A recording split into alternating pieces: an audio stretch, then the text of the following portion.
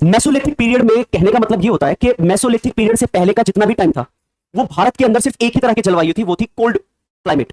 यानी कि उस समय भारत की जलवायु कैसी थी? ठंडी। लेकिन मेसोलिथिक पीरियड के आने पर ये ठंडी जलवायु क्या हो गई? खत्म।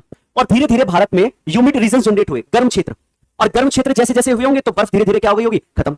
अब जैसे ही क्षेत्र गर्म हुए तो गर्म होने से वेपराइजेशन वगैरह हुआ होगा, वेपराइजेशन से बादल बादल बने होंगे, बादल बादल बारिश होने लगी, रेनफॉल होने लगी, जिससे घास वास पैदा होने लगी। तो कुछ ऐसे जानवर सामने आए जो कैसे हैं? आप कहोगे जो घास खाते हैं या थोड़े वेजी टाइप हैं, है कि नहीं? वैसे जानवर सामने आए। तो ऐसे ही जानवरों में एक जानवर मिला, कुत्ता, डॉग, जिसका रहन सहन या खाना पीना लगभग किसके जैसा है? इंसानों के जैसा ही है। मतलब सर्वाइवल, हाउस लिविंग, घर में रह सकता है, जो हम खाते हैं वो भी खा सकता है, या कुछ अदर चीजें भी खाकर रहकर क्या कर सकता है? जिंदा रह सकता है।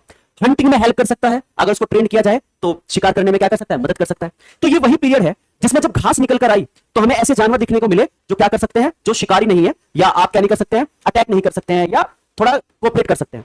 और उन्हीं में ही एक कौन है? डॉग, यानी कि कुत्ता।